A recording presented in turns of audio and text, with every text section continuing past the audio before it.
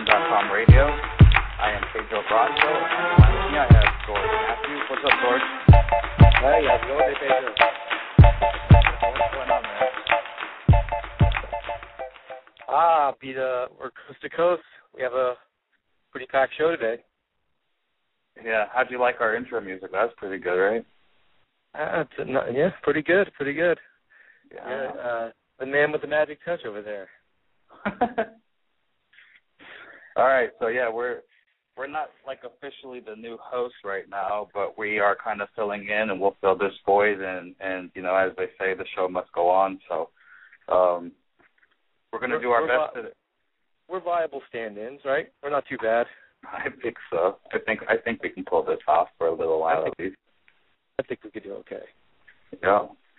So today we got Cesar Gracie coming on, followed by Alan Belcher and Jake Shields to round off the show.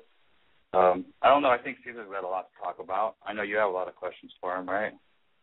There is a lot of stuff going on, and Cesar, I would think, would have a lot to say about some of these topics. You know, not just referring to, you know, his fighters, not just Nick's fight with GSP, but just a lot of other things. Yeah, like what, George? Go ahead, spill it while we wait for him to call in. There's the whole big thing I've seen is the Lloyd Irvin controversy that's come out, and yesterday I guess was the first, late last night was the first we've seen of anybody publishing anything about it really formally. Bloody Elbow finally put something out. They were, I guess, waiting, speaking with their attorneys and things like that, and gathering up information. But they put out a very, very interesting piece, and it shed a lot of light on things that people are going to have a lot of questions about, especially people who are thinking of joining Team Lloyd Irvin. If you've never trained before and you're looking for a place to train at, these are going to be things that a lot of questions are out right now, and the only person with the answers to some of these questions is Lloyd, really, and he has not said anything yet, not publicly since the last video he posted. So it'll be interesting to see. Yeah, I mean, it's really off the topic of MMA, but that guy houses some pretty notable MMA fighters that fly his flag. We tried to reach out to him, but obviously we didn't get a response, or he'd probably be on the show with us today. So. Yeah, and that again, like you said, he is a central figure, not just in jiu-jitsu, but in MMA. He Dominic Cruz, Brandon Vera, Mike Easton. These are all top, or were, and are big names in the UFC or have been for a while, or known fighters, and it would be interesting to see what a lot of them have to say about this. These are the people that were or are closest to him, and there's a couple sides to a story, and I guess we'll hear Lloyd's side, but what we've heard so far, it does not paint a good picture. Mm-hmm. Now, tell our listeners a little bit about your background, George. You're in Atlanta right now. You're one of my buddies for a really long time. We go way back. We go way back. What are your credentials? I mean, what gives you the right to talk MMA with these guys and talk about Lloyd Irvin? I guess credential-wise, I really don't have any more credentials as much as the next person. I do train a lot, fairly regularly, and as far as credential-wise, I'm simply a blue belt in jiu-jitsu, so I don't know what my credentials were, but I do train a lot. I've been involved with the sport. I've been with BJJ.com for a while now, for a few years now, and I don't know that I have any more credentials than the next person, but I guess given the fact that I'm around so many fighters and around a lot of events, maybe my opinion holds a little more value than somebody else who hasn't been around those, but, I guess that's what other people would judge. Well, there it is, Penn Nation. That's George Matthews. We have Cesar Gracie on the line right now, I believe. Mr. Gracie, are you there? Yeah, how you guys doing? Good, Cesar. How are you? I am in the middle of fight camp here. People are working out all around me. So I'm doing well. Yeah, you have a lot of fights coming up. You have Gil's fight, you have Nate's fight, and you have more currently is Nick Diaz versus GSP. So yeah, that's the big one coming up first. Exactly. What's going on over there over at your team right now? I mean, fights next week. So what's the energy like? It's a good energy. We got the countdown show here, wrapping it up with Nate. I'm seeing Nate hitting mitts and punching, kicking, everything. He's in the ring right now punching with Richard Perez. Nick is to my left hitting the double end bag. He just did a bunch of rounds sparring with some pros. And Gilbert, I'll see him a little later tonight when I head out and I meet him and Jake Shields in San Francisco. So it's still well. Surrounded by excellence. That's awesome. Yeah, absolutely. All right. There's a lot of stuff we could talk about. Right now, I think at the top of my list for you, Cesar, is what is your thoughts on Dana's reaction to saying that Nick has missed the countdown shoots and was thinking about removing him from the fight and all that stuff? I mean, there's been a lot of drama, and I don't know if that's just to help sell the fight more or what's going on. But what are your thoughts on it?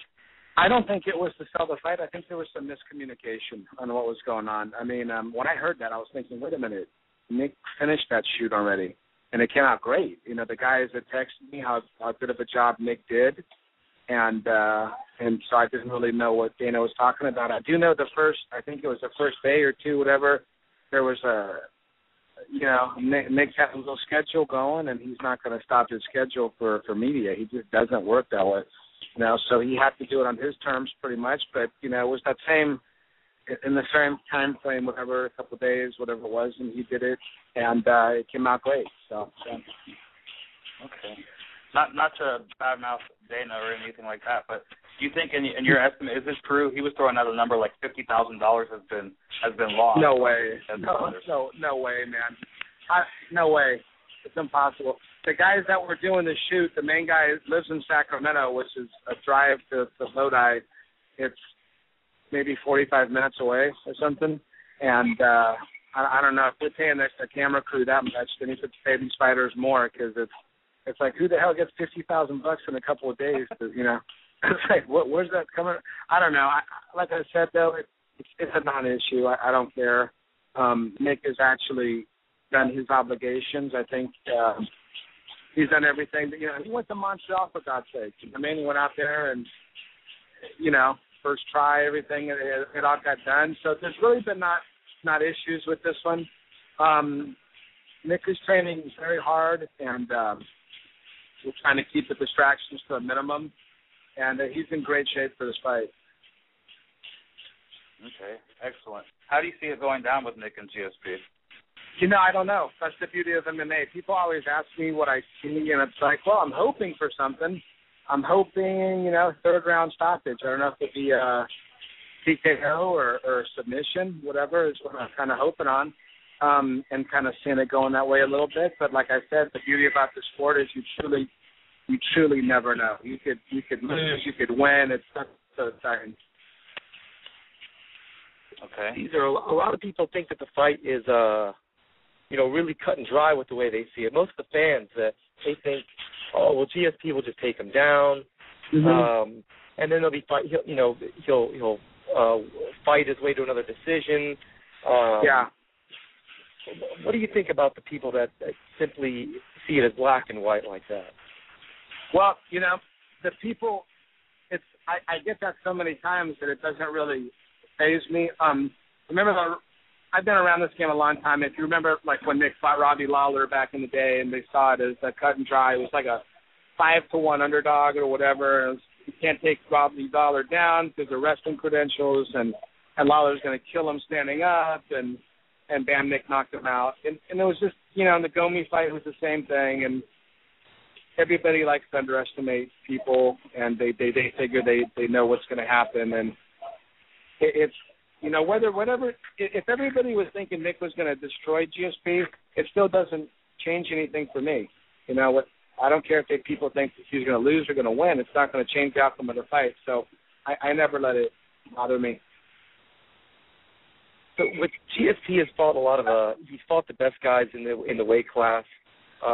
Nick is one of the only remaining pieces of the puzzle, really, in that weight class that presents a different style challenge for him. Uh-huh. But he's fought a lot of black belts in jiu-jitsu. He's also a black belt in jiu-jitsu.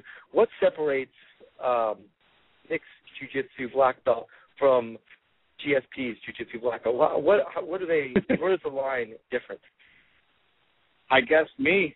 I don't know. I mean, that sounds kind of arrogant, but he got his black belt from me.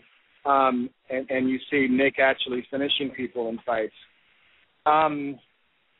But like I said, it's one of these things that I got a tremendous amount of respect for GSP. Anybody that earned a black belt, and he's got really good training partners, and he's just not a black belt for show. The guy is excellent, and he's the best welterweight that the UFC's ever had, really. So he's the man, you know what I mean? And Nick is trying to show that he's better than him. So it's an exciting fight, and there's no reason to downplay GSP's skills whatsoever. The guy is very skilled. He's great stand-up, great ground, great takedowns. He's got the whole package there where he can hurt you anywhere. The thing I'm hoping for, I don't mind a win or a loss for one of my guys. I just like to see him win or lose. What I hate is like someone trying to hold you or someone trying to run. I want it to be like, you beat them, and I think my guys get better when they know they got beat. It's like, that guy beat me. He just brought his A game and he beat me, and it just shows that I have to get better. But one thing that I will never tell one of my guys to do, and I know a lot of camps do that, is just say, hey, just win at any cost and run around and try to appoint them or try to impress the judges. And you really don't win the fight that way. And I don't think you endear yourself to the fans. And so I'd rather have my guy, like, really lose, get knocked out, get submitted, whatever. Obviously, I don't want that, but I would rather have that than the fans go, man, I didn't get what I just paid for. I paid this much money for a pay-per-view, or I paid this much money to go see an event. And these guys, they were scared to fight each other. That's not what MMA should be about. You know what I mean? That's not what captured the imagination of the public. So that's the way I feel about it. Okay. There's a lot of scandal right now, Cesar, in the BJJ world with Team Lloyd Irvin, and I know it's a sensitive subject, but George and I were talking about it before we got on the air, and George has kind of been following the story real close. I wonder what your thoughts are on the whole Lloyd Irvin situation. I don't really know Lloyd Irvin that well. Here, let me walk out because they're playing music now. Here we go. I'm going to give you my take on it. Like I said, I don't know Lloyd personally. I've met him a few times, but it's not like I really know the guy, So I don't, whatever happens or doesn't happen, it doesn't matter to me. What I think about it is I've been involved in this sport forever. That was my dream as a kid, to be a jiu-jitsu instructor, to follow in the ways of our founder, Carlos Gracie, to do something and change these kids' lives for the better. And then when I see someone and that instead uses the sport for their own advancement in a perverted way, I get mad, because that's not what jiu-jitsu is about. That's not what the martial arts should be about. And so I kind of follow this a little bit, because obviously there's a lot of jiu-jitsu guys at my school, and they keep me, they tell me what's going on, or I'll see something on the internet or something, and it's kind of, I just don't like it, It's like, wait a minute, you're telling, if it's true, a lot of it's alleged, but if the allegations are true, then I'm kind of sickened by it, and it's like, hey, this guy's got to go, you know what I mean? Two of his students were charged on New Year's Eve with sexually assaulting one of their own teammates, and in the wake of that, Lloyd's past came out and things like that. But my question is do you think that the instructor should? Because a lot of people were holding Lloyd responsible for it. Is that justified? That their instructor, because they were living in the fighter house. It's only it really isn't. It depends. I mean, it's justified if that's the atmosphere the instructor has created. If he has created a certain atmosphere of disrespect towards, in this case, towards women, and like it's cool or it's funny or something like that, then yeah, it's going to be like, hey, it's you got to have some responsibility, right? Now, if the guy is an upstanding person and he doesn't conduct himself and he's ashamed of people like that, everything, then of course it's like you can't. You can just barely control your own kids. You got to control a whole academy. You got hundreds of people in there. You don't, you're not their father, and if they do something wrong, you got to kick them out, and you shouldn't be held responsible. So, like I said, I really don't know what their academy structure was like. A lot of the stuff I'm in contact sometimes with Tom Carlos. I think it's that one of his brown belts fathers, and Keenan, I think the guy's name is. And so he's, exactly. So we talk on the phone because I've known him from the days when he sent BJ Penn to Hawaii to come train at my school, when I was with our school with House. And so, he we talked on the phone. He's kind of told me some crazy stuff. And like I said, if that stuff's true, it's unacceptable. Absolutely. All right, Cesar. What about let's touch on Nate's upcoming fight with Josh Thompson. Josh is a guy that your camp is more than familiar with the Gilbert trilogy and all that right. stuff. So, what do you think? What do you think about this fight? And what's if you can give us some insight into what Nate thinks about this fight and just overall what's going on? Well, the thing about Josh, you never know which Josh is going to show up, and he can be very crafty. He's a true veteran. He's been in the sport for a long time. He's been in a lot of big fights. It doesn't faze him. And he brings a lot to the table. He's got good wrestling skills. He's got good stand-up. I think he's a black belt or something in jiu-jitsu with David Camarillo, if I'm not mistaken. So he's a tough kid. He knows how to win fights. And sometimes he's really tough, and sometimes he can get worked over pretty bad. So we're just gonna anticipate the best guy who's gonna come to the table, and we're gonna react likewise. Okay. Now, the last time we saw Nate was against Benson Henderson. Unfortunately for Diaz Brothers fans, he lost that fight. But he lost. He didn't look good. I don't think it was indicative of who he is. He had a bad night. Not a bad night. I'm not going to say that. He got beat by the better guy that night for sure. There's a lot that happens in fights. And there's a lot of things that people don't know about, and we don't like to bring it up because it's like, it's an excuse, but it's part of the fight game too, and it's part of winning and losing. If you don't have your stuff in order, that's part of the fight. It's like you didn't prep right, or some issues you were having in your life you weren't happy with, and that's all part of winning and losing. And the winner is the guy that puts that stuff aside, and unfortunately that wasn't us this time. So a lot of people were looking at it like, that really the Nate Diaz we saw fight Miller? And these guys, it's like, what's going on? So, we'll keep it to ourselves, the stuff, but I guarantee it's going to make Nate that much better, and we're going to see him, going back, rising to the top again. Right. Now, we were all at that fight live because BJ was on the card too. But in your opinion, that wasn't Nate at his 100% optimum potential, was it? It was you could see it even in the weigh-in, his physique. Like if you look at the last fight before that and everything, it's like, these fighters, they got to prep correctly. There was contractual issues and stuff like that where, people don't know this, literally a couple weeks before the fight, Nate wasn't even sure he was fighting. It was that bad that we were having problems with certain things that got resolved, but it's like it's hard to train for a fight like that with that mentality when you're not happy with certain things and everything. And it was a mistake on his part. You got to just put all that aside. And, and Henderson, that's what he did, and that's why he's the champ today. So, but it's a learning experience, and we're going to move on. Okay. What do you do in those situations, Cesar, as like I mean, I know you're more than a coach and you're more than a manager. You're like the jack of all trades. You're a mentor over there, and those guys really look up to you. So how do you avoid those things from happening, those kind of like mental hang-ups as the fight, approaches? There's some things that you can tell someone something. It's like how, I got 2 kids, and you can tell your kids something, but there's nothing like it happening to you to teach you a lesson in life. It's like, and that's why I say, you got it. Sometimes the mistakes you make have to bite you. They got to get you for you to really learn a lesson.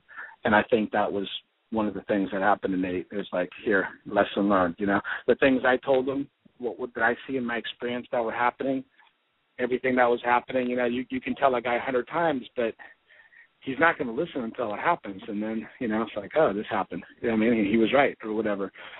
So it's just like, that goes for all of us, me, you, Nate, anybody. It's like that's just part of the life experience. And, he's moved on from it, and we're going to just try to keep going from there. Okay. Do you think that, I'm sure you have confidence in your guy, but do you see Gilbert Melendez being the next UFC lightweight champion? I really do. That's just one of those fights where I think it's going to be great. Styles make fights. Gilbert has a wrestling pedigree to kind of stifle a lot of stuff with Henderson. It's going to be a lot of stand-up, I think, in that fight. There'll be takedowns, too. But we've brought great people in to kind of negate Henderson's guillotine chokes and everything. It's going to be a barn burner, that one. I think it's going to be, just one of those great fights. And my thought is at the end of the night, Gilbert's got his hand raised. So it's an exciting night. Okay. Does the fight with Nate against Benson, does that help you guys prepare for Gilbert's upcoming fight? Not really, because, a little bit. Obviously, we kind of figured, here, this is what's going to happen, and this is what's going to happen. Gilbert's been working with Johnson also on his kickboxing. And I look at Nate, and we're working on a lot of stuff. His front foot is always turned in a little bit. And I know a lot of people are going to look at that, and they're going to think, kick out that front foot, and he can't hit you or whatever. But it's stuff we're fixing, but it's stuff that Gilbert has already fixed in his game, a while back. So there's stuff like that. And, like I said, it's just one of those things we're going to have to see what happens. Okay, great. Out of the 3 big fights coming up, you have Big GSP, Nate's fight, and Gilbert's fight. Which one are you most looking forward to? And also, which one are you most confident in? Is there one that you're more confident in than the other? At this level of the game, my top guys are always fighting the very best guys. So it's the confidence thing. It's like I literally go to bed not knowing what I don't allow myself to have too much confidence because then the letdown is big if you're going to lose, and maybe the victory isn't as big when you win. So I just kind of try to stay like, okay, let's see what's going to happen. You prep the guys to the best of your ability and kind of go from there. Now the biggest fights, obviously, the first fight is the biggest. The biggest fight is going to be Nick Diaz. It's GSP. That's a gigantic fight. That's one that's going to be everybody talks about. And then when that one's done, the biggest fight's going to be, the next title fight, which is going to be the Henderson fight with Melendez. And then we got girls fight after that. It's Leslie Smith. So it's kind of like I don't allow myself to look at one fight. It's like, okay, let's get this one done. Let's focus on it and move on from there. Okay. Makes sense. Let me ask you this: something I really didn't know, and I'm assuming that probably a lot of like the people who just follow MMA may not know is like Cesar Gracie, the businessman. We have a mutual friend, you and I, in Lynn Mitchell, who moved to Hawaii. She's helping you run a school out there. What is that all about? And what is? I'm sorry. Oh no, I said right. You asked me what it's all about. Yeah. It's just another school opening. It's in Oahu on the other side. It's not in Honolulu where all the other schools are, and it's about getting our brand, kind of bringing it out to different places. All my guys love Hawaii. They go there all the time, so it's kind of nice to have a place to work out there. We have a teammate that's right down the road there, Yancy Medeiros, who's got a UFC fight coming up also, and he's going to be coming out here. I want to say March 20th he'll be out here training for that fight. So it's just good to kind of branch out and, you know, put academies in places people like to go and have fun with it. How many schools do you have right now?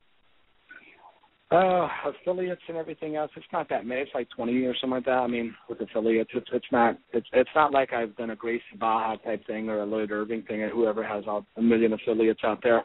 We haven't really sat there and focused on that to be our business model. It's something I would definitely consider for the future, though, where we can kind of keep branching out the more time I have and everything.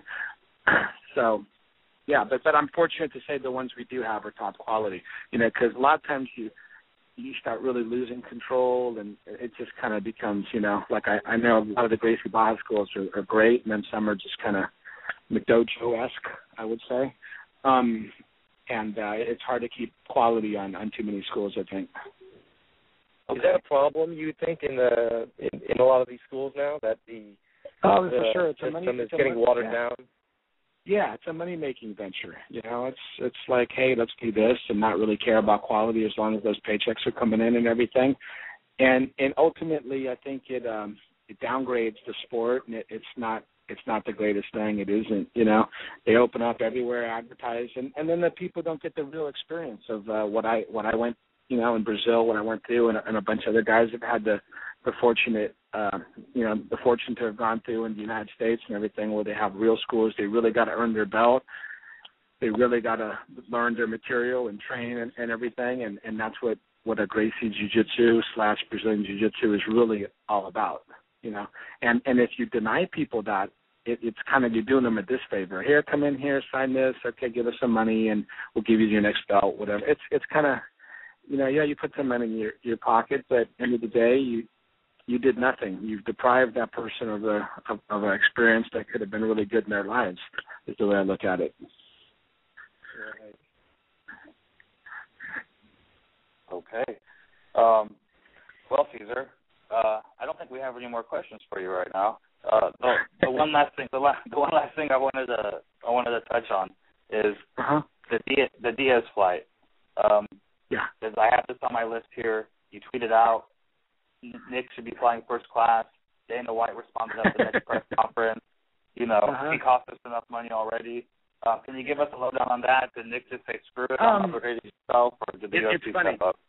I actually talked to Dana on the phone about this afterwards, and he kind of, you know how Dana is. He speaks his mind, and I respect that. I don't always see eye to eye with the guy, but one thing I like is when people speak their minds, because I hate people that, you know, that don't, and they're thinking something different. And he told me the whole, I should be sending him on a Greyhound bus because this, that, whatever. I would just like to, you know, we can buy our own tickets. It's just, the thing is I just want to see fighters that are fighting for main events and making a company millions of dollars and everything, just treated with the kind of respect that maybe a boxing guy gets or something. Like, hey, you got this fight. It's a big show. I mean, we're going to take care of you, make sure you're comfortable so you can perform to your best when you get here, not so you're all cooped up in a small seat in a plane somewhere with a bunch of people next to you coughing, whatever, and you get to the show and you're kind of, you know, that's just my opinion on it. And, you know, and Dana has a different opinion, and it's all good.